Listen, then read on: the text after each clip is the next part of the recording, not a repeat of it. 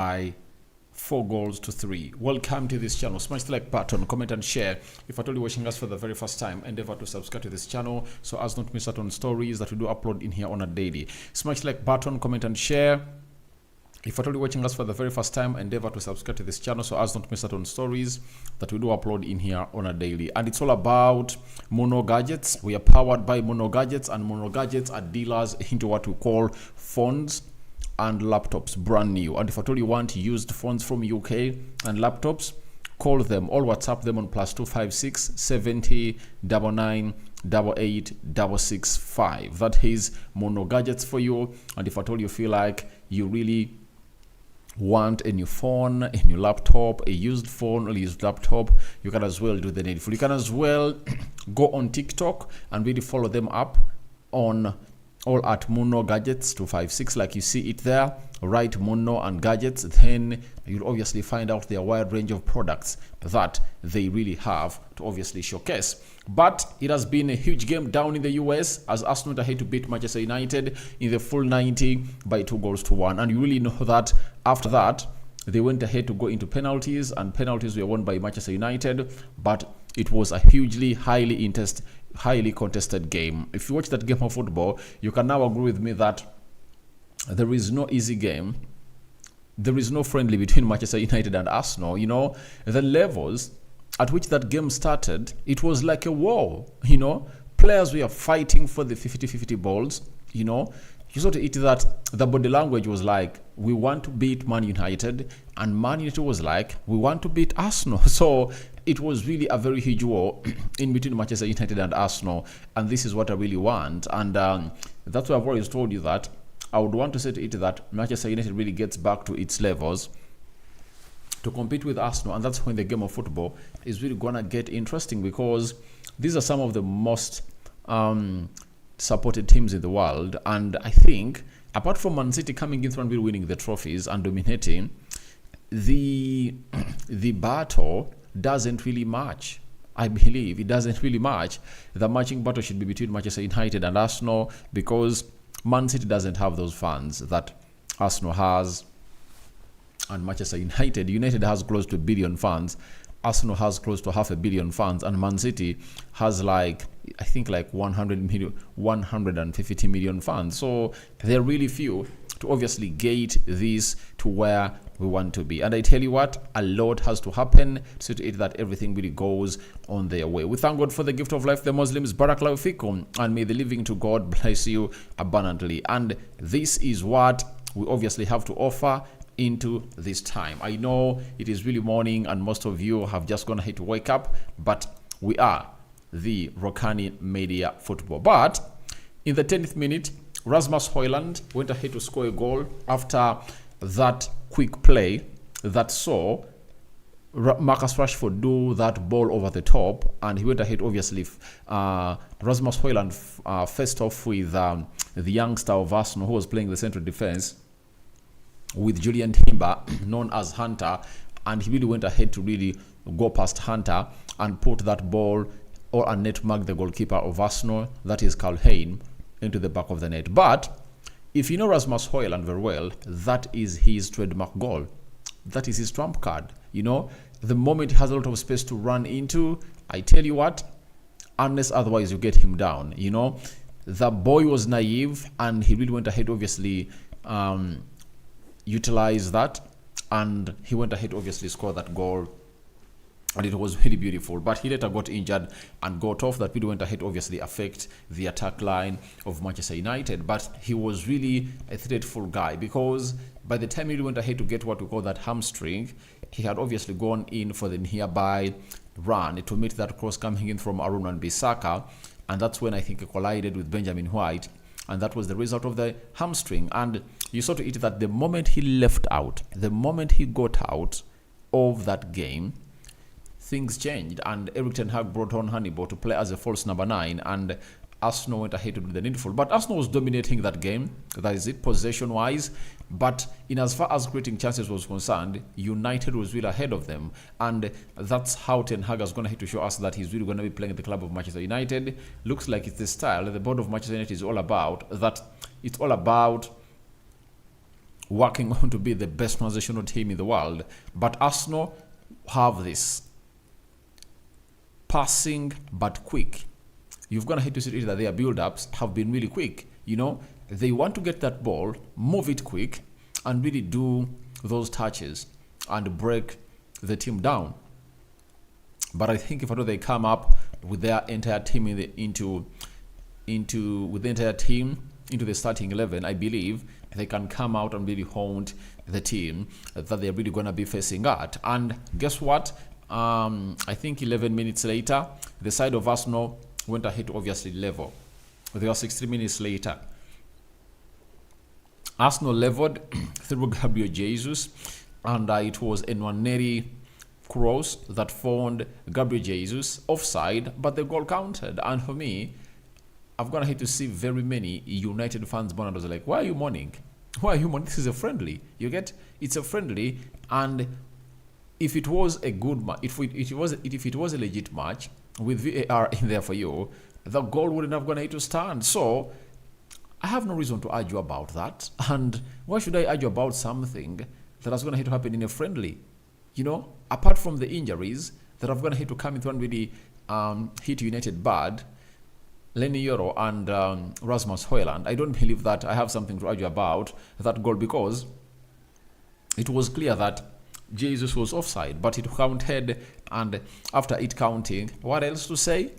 Nothing. You get? So for me, I cannot come out and really go into those cheap arguments that it was an offside. It was an offside, but the goal counted, and this is a friendly. And you know, to eat that, if it was a legit game, the goal wouldn't have gone ahead to stand. Then why do you come out and obviously try to obviously bash the referee and so on and so forth? These are games that really prepare the teams we support to prepare for the Premier League season. That is it, period. You get? So let's not come out and really try to put in a very bad attitude that it is a goal that wouldn't have gone ahead to stand. But it means nothing, right? Then changes were made. Arsenal brought on Martinelli, they brought on Nketiah, they brought on Kelly Lewis. They had to bring on Thomas Partey. Very many other players were brought on, and Arsenal had obviously score a goal through Gabriel Martinelli. And Gabriel Martinelli capitalized onto the naiveness of the right back of the Academy of Manchester known as Carlion, and went ahead to hit that ball into the back of the net. But I like the way he really went ahead to do that rapid acceleration to obviously hit it into the back of the net. You know, he was like, he faked the boy of the right back of United, that is Carlion, that he's really gonna go into the byline, and in a nick of time, he went ahead to obviously change, all drift inside, all chop inside, and he rapidly accelerated and gave that ball an instant hit into the lower left bottom corner, and it counted 2-1, and that's why Arsenal went ahead to obviously win that game of football by 2-1 in the full 90. But you see it that there is something that Arteta is really building. I tell you, I've gone ahead to notice it, that there is something that Arteta is really building, and that something is really going to be deadly if at all it really cooks up.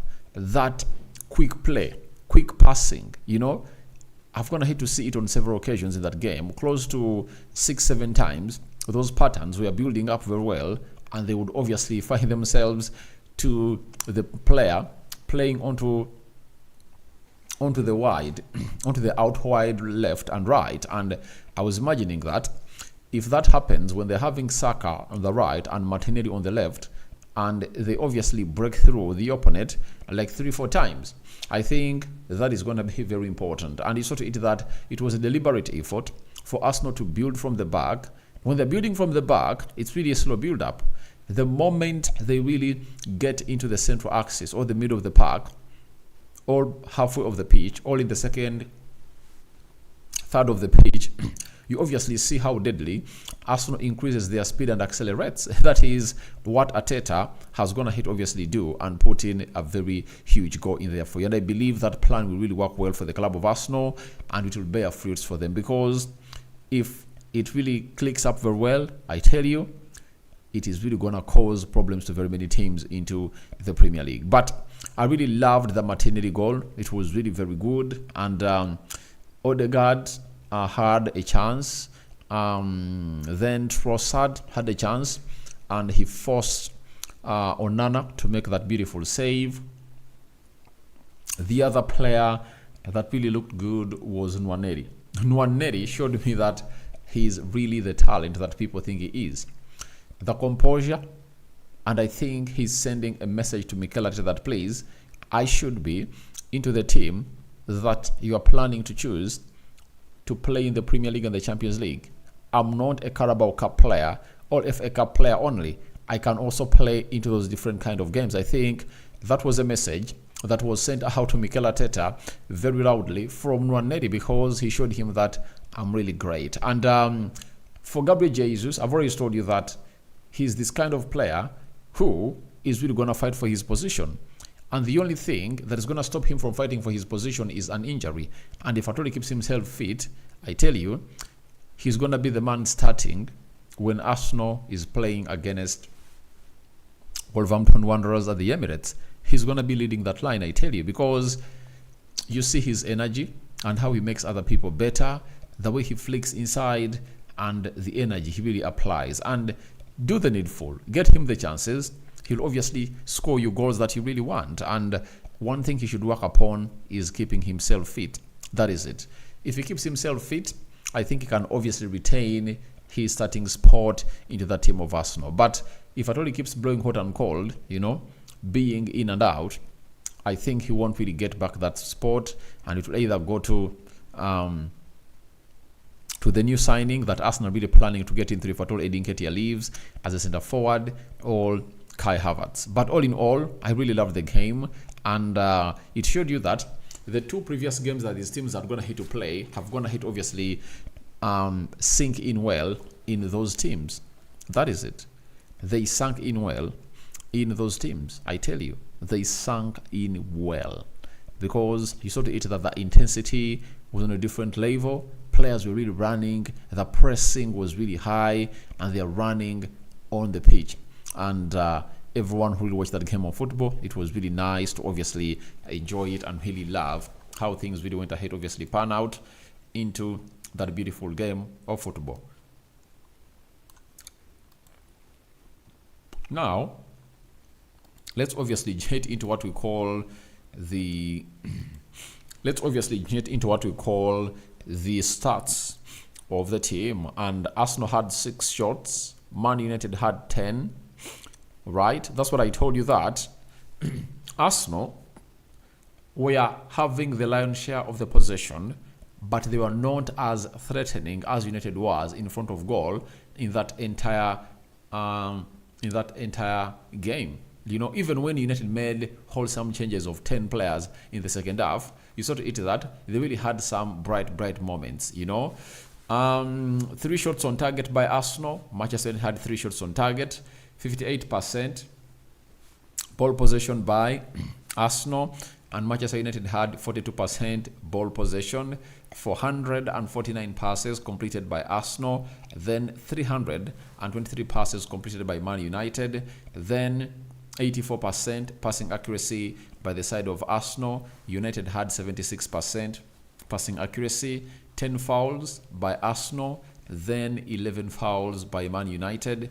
0 red cards and 0 yellow cards to both sides. And when we talk about yellow cards, I think the referee was just lenient, but the ugliest tackle that was on the pitch was when Thomas Partey went ahead to obviously go for the foot of John Evans rather than going for the ball. It was really very nasty, and it could even really send the player, or could even end the prison of the player. But it showed you that the referee was really composed, and he left the game to flow a little bit into the mix. Then offsides, 5 for Arsenal, 0 for Manchester United, 3 corners for Arsenal and 6 corners for the club of Manchester United. And I really loved it into that way. That has been the game, and how it ended at Sophie Stadium in the US, and it's an artificial turf. That's why you saw that players found it hard to obviously find themselves fit into that side because it really lacked a little bit. It really lacked a little bit, and I believe it was really something great. Onto who says I should work on the sound? You know, sometimes people are really here to distort. Let me hear. You think the sound is not okay? Let me listen to it myself and see. Where is it? Rokani Media Football. Where are you?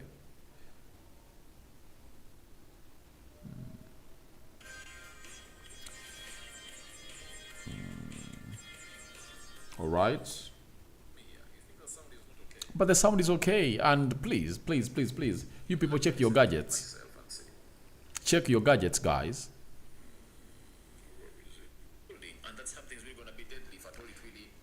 Guys, just you tell me to work on the sound when the sound is okay. What is your aim really? What are you aiming at? What message do you want to pass? Benedict, what do you want to pass? You just want to distort me? You know, yet the sound is good. And ask yourself, amongst all people that are really watching in through, why is it that it's only you who is saying the sound is not okay? That means it's you whose gadget is really having the problem. You get? I don't know what exactly you're really meaning, but even Robert has told you that the sound is really okay. So don't come out here and really try to really distort us. But let's go into the comment section. Akasande Ben, you have been lost, brother. Oh really? Have I been lost? This is the third video I'm really streaming live, you know. Richard Feni Rokani, good morning, my brother. Ogona Efobi, hello. And then Harvey Wilson, Man United, Man U won. Penalties were won by Manchester United, and the full 90 was won by Arsenal. And if you are a fan, what would you celebrate most? For me, I think I should celebrate more the 90 minutes win, because in club football, all you need is to win. Like in the Premier League, all you need is to win all your games in the 90. If you win all your games in the 90s in the Premier League, you win the title. If you win all your games in the 90 in the Champions League, you win the title. If you win all your games into the FA Cup, you win the title. And if at all you win your games in the 90 in the Carabao Cup, you win the title. So penalties are, by the way, it's like a consolation to obviously see to it that players really gate that other level.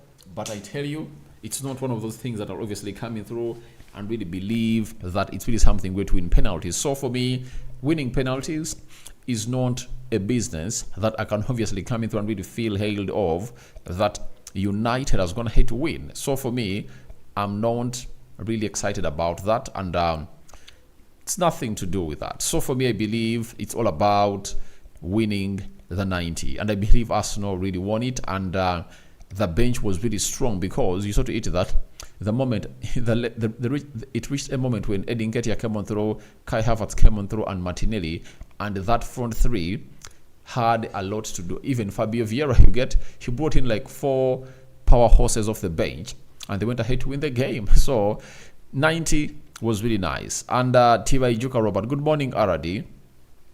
I have enjoyed the game, and my prediction goes through, whereby I predicted 2-1 on your starting lineup. Thanks for the services. Yeah, for me, I had gone in for a 2-2 draw, because I saw a draw written all over this game. And Ten Hag was really Ten Hag never wanted to risk his players. Was like, I'm not gonna go for a win, and he was like, let me change these players, because he changed his entire team apart from Andy Onana in the second half, because you need to eat that if Lenny Yoro and Rasmus Højlund had found themselves injured like that, then he had to do something to obviously say, I'm not gonna go for this game. But if at all he kept those players on, I tell you, this game would have gonna hit to be more interesting, and the intensity would have gonna hit obviously increase, and the pressure would have gonna hit to go on high.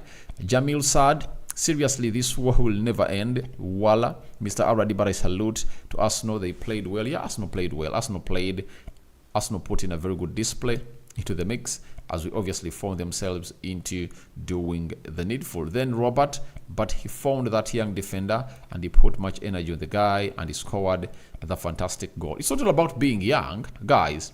It's all about having the right head. If you remember, let me remind you, Jadon Sancho found himself in a situation of taking on a youngster coming in from the under-18s of Arsenal, and I think he goes, let me get his name right. He goes by the names of Josh Nicholas. He's young, but Josh Nicholas stopped Jadon Sancho. You get? So it's not all about the age. It's all about the mentality and understanding the game. Because if I was the guy, I would have gone ahead to go at least to really try to really go for shoulder to shoulder a little bit and really make him uncomfortable. But the boy, I don't really blame him, but we shouldn't obviously come here and really say age, because Rasmus Højlund is just 21 years of age, you understand? And if Højlund is 21 years of age, then he needs to obviously find himself in a proper position of really doing the best. So it's not all about age, because Nicolas on the other side stopped Jadon Sancho in the dying minutes, and Sancho was like, this guy is young, let me go past him. And the guy was like, if you think I'm young, I can really stop you and make you not even shoot that ball, you understand? So but for me, Heaven is a very good defender, and Arsenal have a very good futuristic defenders like him. If at all he really continues to be integrated into the team a lot, then you anticipate that a lot is really going to be happening into the mix. Then the next big thing in Arsenal and Man United is the youngsters. I enjoy watching. Yeah, the youngsters really looked great, by the way. United youngsters and Arsenal youngsters all looked good. And I tell you, they really burst into space very well, and they really did the needful. You know, they are comfortable on the ball, the way they really pass in between the lines, they are press resistant, their intensity, you know, they are running everywhere, and I really enjoyed the game. You get? Then Faith Okello, hello. Then Robert in the second half. There is young boy who came on, was also good in the midfield. He's called Salah. Salah is a very good player. By the way, for me, however much no need is highly rated, but Salah has something special. There is something special I find in that Salah guy. I tell you, I find something special in that Salah guy, and I'm like, Arteta should really find means of really getting these boys onto the pitch in certain games, such that they really get used to playing into the first teams of Arsenal and really compete hugely, because there is no way you're going to know how good a player is, not until you obviously get him onto the field of play. Then Matovo Daniel, thanks Mr. Aradi, congratulations to Ateta boys, it's really a good start. I'm Daniel Matovo, watching in from Eastern Uganda, Mbale. All right, thank you for watching from Mbale. Then Arsenal's young stars are killers, trust me brother. They are good, but all the task for us, for Arteta, is how does he get them into the team? That is the most important bit of it all. How does he get them into the team? Then we are having bits by Dummy. Mr. Aradi, the way I saw the game, Arsenal's defense was really compact, so I wonder where will Ricardo Carafiori be playing. Guys, Ricardo Carafiori is going to be played as the left back for the club of Arsenal. I tell you, he's going to be played as a left back, unless otherwise he comes in through and fails to obviously settle in with his medical, with his first set of the medical done. I know today he's really going to be flying to the States, and he's really going to find himself training with Arsenal there. And I think his announcement will be imminent no sooner he touches down the side of the US. That is it. So you cannot really doubt where this guy is going to play, because there is a void onto that side, and it's not to it that Amadi Diallo was doing all what he wanted to do onto Zinchenko, and if they got him on the ball most of the times, I think it would have gone ahead to turn out into great. But I think there are two occasions where Zinchenko went ahead, obviously read it very well and blocked, you know, that pass from Casemiro and Mason Mount respectively. But they need Carafiori in there for you. Now, let's go into the player ratings, because we don't have a lot to say, and we are waiting for what Mikel Arteta really has to say about this game. Let's go into the player ratings and see what to do. Karl Hein, I give him a 7.5 out of 10. The boy is good. The boy is good, especially when it comes to really the ball distribution part. I love what he does. The boy does the best. You get? The boy has the best that he has to be doing, and I'm gonna hate to love exactly what he went ahead to put up in between the stitches for the club of us. And I think the message has gone ahead to be sent out loud that the player is that good. Benjamin White, he was not all that disturbed by Marcus Rashford, so he takes a 7 out of 10. Zinchenko, 7 out of 10. Julian Timber, 8 out of 10 for me. And then Haven, 7.5 out of 10. Jorginho, 7.5 out of 10. Nwaneri, 8.5 out of 10. Martin Odegaard, for me, he has been silent, 7 out of 10. Res Nelson, 7 out of 10. Trossard, 7.5 out of 10. And Gabriel Jesus, for me, gets 7.8 out of 10. When we go to those that came on into the mix, Salah, 8 out of 10 for me. Jakub Kivio, 7 out of 10. Fabio Vieira, 7.5 out of 10. And Thomas Partey, he was really sloppy when he came on, and I saw him lose the ball more often, and I was like, what's wrong with Partey? He has been playing the previous 2 games that Arsenal is going to have to play. 7 out of 10. Miles Lewis-Skelly, 7.5 out of 10. Gabriel Magalhaes, 7 out of 10. Josh Nicholas, 8 out of 10 for that block he really put against Sancho, because if at all Sancho had gone ahead to go past him, would have gone ahead to obviously cause what we call a very huge hit at goal, and the result would have gone ahead to be known by God. Then Gabriel Martinelli, I'm giving him a 9 out of 10. When he came in through, he caused what we call a real threat to that defense of Manchester United. Very naive, and he really ran through them and scored the winner. That is it. And for a man that has been out and has just gone ahead to return, trained with Arsenal for just 1 day, and he came and played some 10-15 minutes, he played 19 minutes, really deserves that for me, because he busted the space very well, and everything he touched into that game turned into gold. Gabriel Edin Ketia, 7 out of 10. Kai Havertz, 7.5 out of 10. So those are the player ratings. And for Mikel Arteta, he managed the game very well, and he takes away what we call a solid 8 out of 10. And my man of the match is Martinelli. That is it. My man of the match is Martinelli. And I don't know who your man of the match is, but for me, my man of the match is Martinelli. Then Michael Francis. This is Michael Francis watching you from Jisasi. Hey, bro, Rokani. I knew that Arsenal can beat Man United because of these players who are not available. All right. But it wasn't all about the players who were not available. I think it was all about the plan of Erik ten Hag, that after the injuries of Rasmus Højlund and Lenny Yoro, he was like, let me take these players off, because we might obviously consider other injuries. And remember, this game of football was played onto the artificial turf, but the question remains, why is it that the side of Manchester United, right? The side of Manchester United is really getting these injuries, and Arsenal players are not getting injuries yet. They've been really being tackled the same way. You understand? There is something that is really lacking in the physical department of Manchester United. But it was a very good game. For me, it's not about the players are not available, because even Arsenal was missing players and Manchester United was missing players. So it was a level game, right? And Arsenal won it in there for you. Moses Nyongesa, the team seems incredible. We only need a few signings of Nico Williams, Jokaris Merino, and confirmation of Carafiori. We're good to go. Carafiori is a national player, unless otherwise he fails the medical. That is it. Carafiori is gonna be a very good player into the mix. Then this is Immaculate. Good morning, already. Well done. When is the next match for Arsenal? 1st August. Arsenal is going to be playing Liverpool. That is it. 1st August. Arsenal is going to be playing Liverpool. Then Henry Musasizi.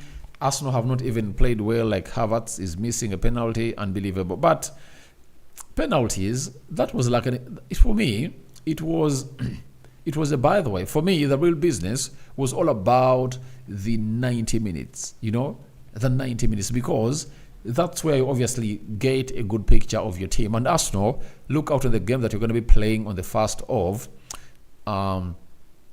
on the 1st of, what is it called? 1st of August against Liverpool, because Carafiori is going to be into the team of Arsenal. You understand? Gabriel Magalhaes will start, I think, with Julian Timber. Martinelli will be into the starting 11 for the club of Arsenal. You understand?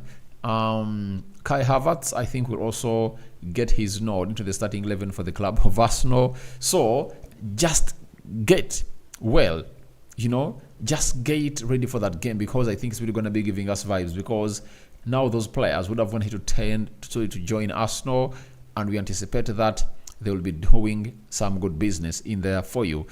And that is it. For me, penalties, anyone can miss a penalty. Messi missed a penalty. Ronaldo can miss penalties. Everyone can miss a penalty. That is it. So for me, I cannot blame a player for missing a penalty. Onesimus, good morning already. This game was good, but United need more experienced players. If you don't sign, there are problems at Manchester United that, if at all, that I'm going to address in the video. I'm really going to be doing the next 5 minutes at the United Matters channel, because we all know the reason as to why United went ahead to lose. Even in the half, we saw to it that there are players that were really lacking that midfield, and Arsenal was like cruising into the midfield because they really had the better players, and you're right about it. Henry Musa says already, when is Saka and Rice plus Saliba coming back? After you people play against Liverpool and you return to Sober Reality Training Center, you are going to find them there, and you are going to be ready to see them in the game of Lyon and Bayern Leverkusen. That is it. Julian Timber, my man of the match for me. He was really good. He was really solid. Michael Silani, I don't know these days why Partey is sloppy. Arsenal needed someone else. But I think it's a preseason, but he's obviously going to get him through. He came off the bench and he needed something like 5 minutes all of the switching. But he had obviously gifted a ball that would have going to result into a goal. But it really resulted into the best that the defenders of Arsenal went ahead, obviously defend very well. Henry Musa says, Aradi, who do you think lost England Euros? Sorry to disturb, but it hurts me so much, yet they were my favorites. Who do you think lost England Euros? Are you asking why England lost the Euros? It's because of their manager. The manager is the reason that's why they lost. That is it. If England gets a better manager who can manage a game of football better, they can really win those games. Then Musika, good game though. Watching from Malawi, all right. Nabende Nicholas Aradi, thank you for streaming live. I love listening to you, brother. Thank you. Brian Walter, Martinelli will be on fire, and looks like this season seeing him behind pecking order, up behind the pecking order of Trossard, and also with the rumors of Nico Williams, all will motivate Martinelli a lot to prove himself. By the way, if there is one of the things that Arsenal should pray for, it's for Martinelli to keep fit, because last season what really kept him blowing hot and cold have been injuries. But if he can really play most of the games fit, I think he can do some good business for the club of Arsenal and really get back to the number of goals he scored. You remember when he was really in that season of 2022-2023. Then Robert, is it true Odegaard was also to think is going to be injured? But I think he's okay. Odegaard is okay. Jamil Saad, Mr. Aradi, where Chelsea and Man City, I can assure you Arsenal is going to be hot. Arsenal is going to be hot, I tell you. Arsenal is going to be Arsenal is going to be the team to beat. That is it. I tell you, Arsenal is going to be the team to beat. That phase of really being underdogs is over. They are now coming in through knowing that we know exactly what failed us from winning the trophies in the previous 2 seasons, and we are not going to take any game for granted. And that's why Arteta boldly, during the press conference ahead of this game of football of Manchester United and Arsenal, he said they want to get 114 points. They want to win every game. You get? That mentality is really right. And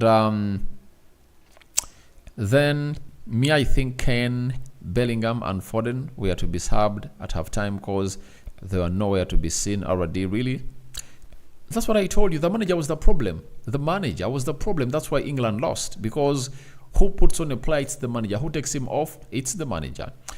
Angela Nampija, morning, bro. Man United played well.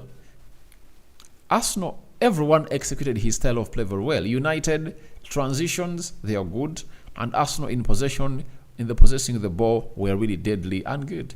That is it. Robert again. Eric Ten Hag not given players. You will hear at the end of the season that they sack him. No one is going to come out and say that. He needs the players, and they'll get him the players. The problem is United has to first sell to buy. You get? And no sooner they really sell, they'll obviously buy. Michael Silani, what about Merino deal already? Looks like it's moving in the right way, and Arsenal first want to get the deal of Carafiori out of the way. The moment they get it out of the way, it will obviously offer them the best that they deserve, and he'll obviously be done.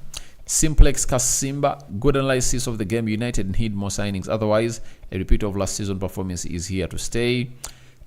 United need signings. That is it. And they need a central defender. We need a right back. We need two central midfielders. Those are 4 other players that United need to obviously get into the team. And with Lenny Yoro injured, we don't know the extent of his injury.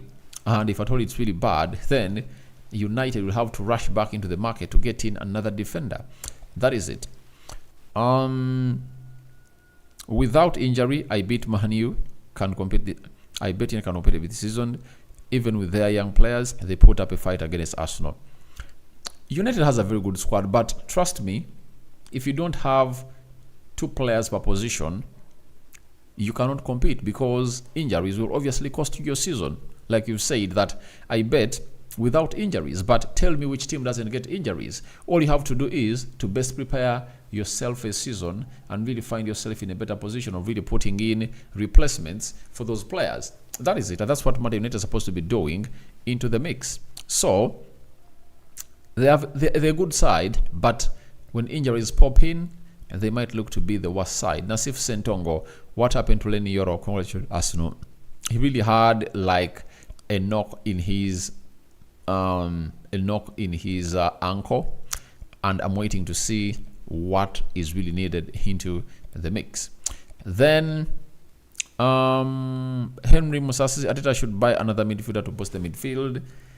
It depends on the departures. That is it. It depends on who is leaving, if at all he is to do that. Then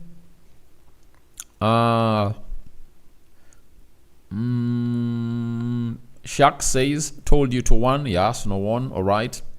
Tibaijuka Robert, is Emily Smith Rowe joining Fulham? Yeah, he is.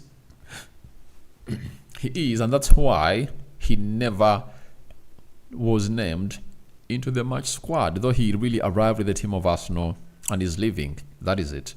No Saka needed. Shaq loves Saka a lot, when you really come up and we talk something about Saka, he believes that you don't hate him, yet it's the fact, And I'm this kind of person, when someone does something great, I'll hail him. And when he really does something bad, I'll come out and really talk about it and address it into the public eye. Jamil Sad, Chelsea, they drank for 1, Man City 3-2, and their game wasn't that exciting, but the one of, see, they might raise the trophy. I tell you, never be carried away by what the preseason gets you, Just look at the individual players and really see their performances and really believe that if at all they get in the Premier League, a lot is really going to be happening, because today is the 28th of July 2024. We are like two and a half weeks away from kickstarting the season. We are like 3 weeks away, you get? Because the season kickstarts on the 16th, you get?